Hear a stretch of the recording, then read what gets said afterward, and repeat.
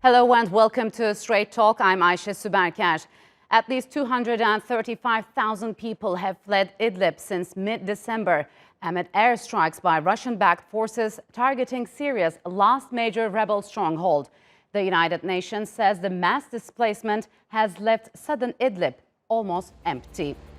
Despite an August ceasefire deal and calls for de-escalation, Russian and Syrian regime forces have pressed on with an assault in northwest Syria. Dozens of towns and villages have been seized and hundreds of people killed. The Syrian regime has vowed to recapture Idlib, but has denied claims of indiscriminate bombing on civilians.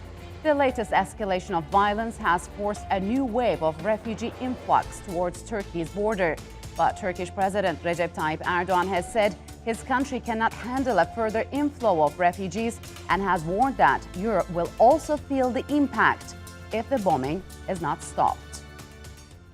And joining me now is Murat Aslan, who is an assistant professor of political science and international relations at Hasan Kalyoncu University, and Navvar Saban, who is a military analyst at Omran Center for Strategic Studies. Gentlemen, welcome to Straight Talk. It's good to have you here. So at least 235,000 people have been displaced from southern Idlib since mid-December, and 140,000 of them are children.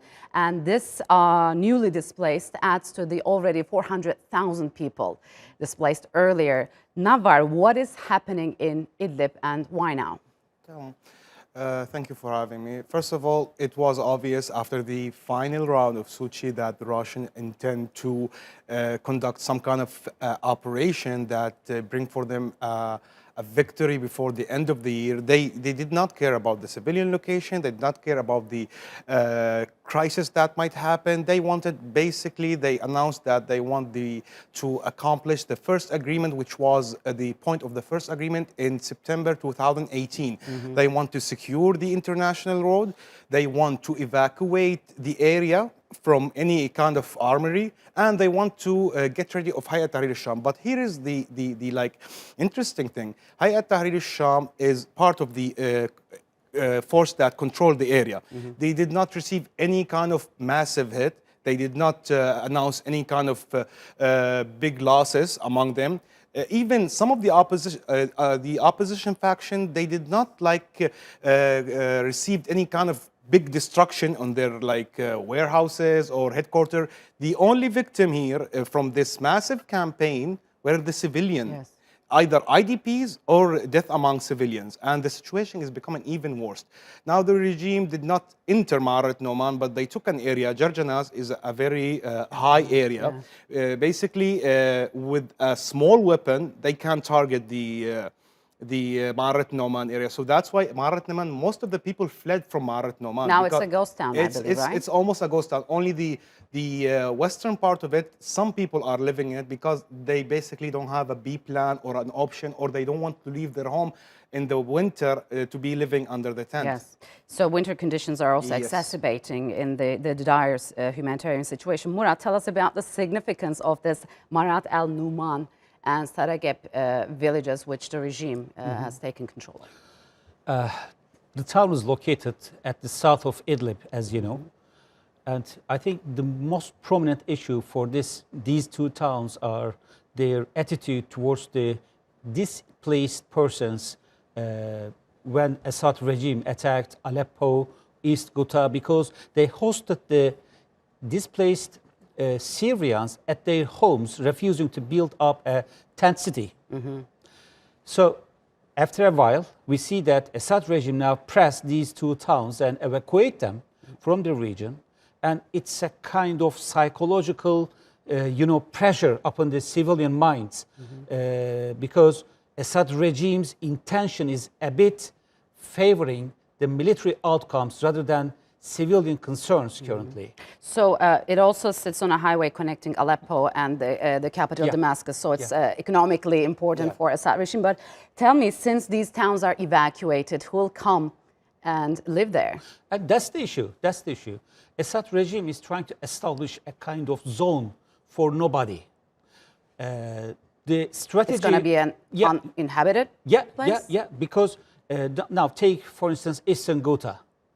The population over there had been evacuated and pushed up north, as you know. Yes. And now who is placed over there?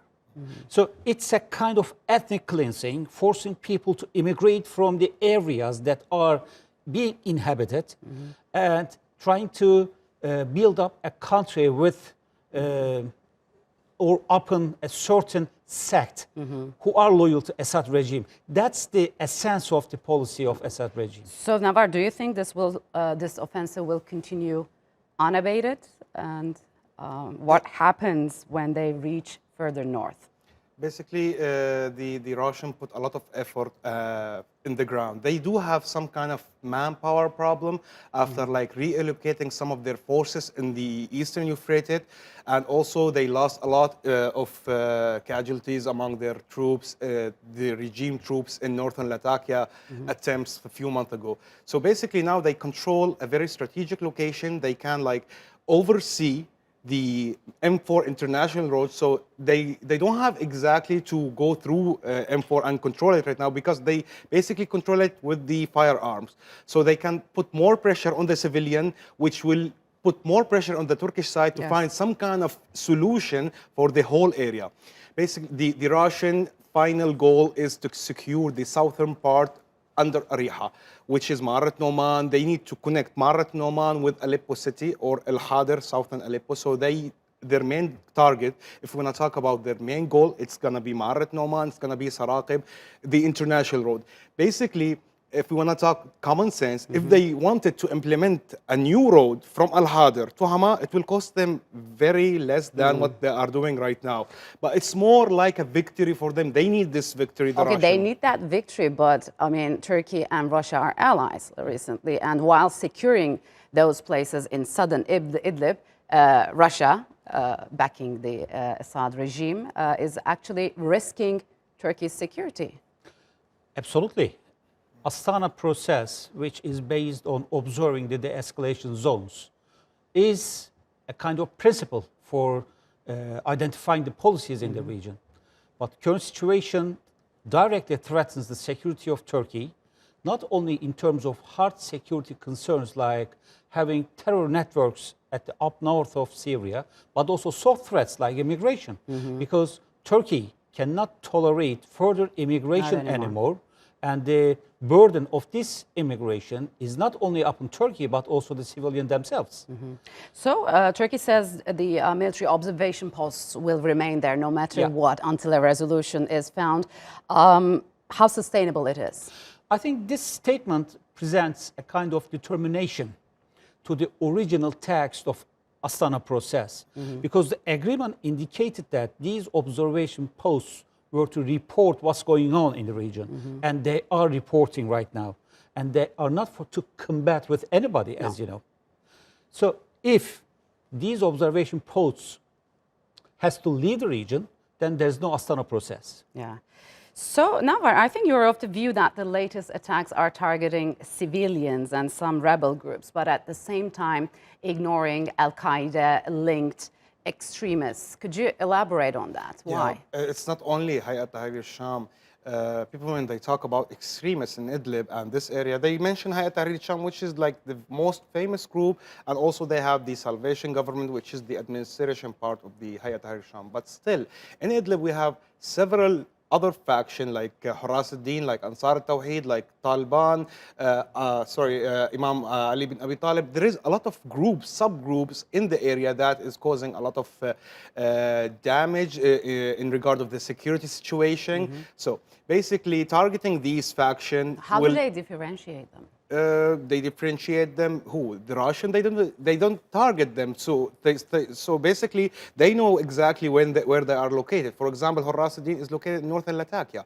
During the operation in northern Latakia from the regime, Huras al-Din did not receive any kind of hit.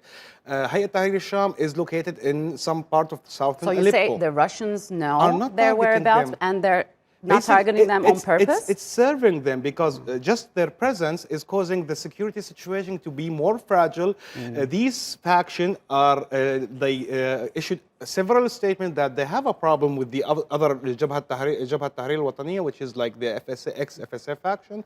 So basically their presence is serving the Russian in indirect way.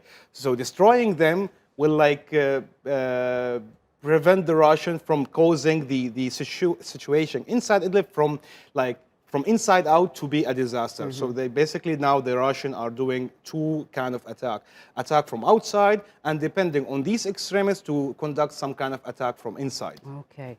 At the same time, Turkey says it can, we just mentioned it, but it can't take any more refugees in. And Turkey seeks international assistance in this respect. But at the same time, Turkey also waits for Russia and the United States to fulfill its commitments in northern Syria. What is your take on that?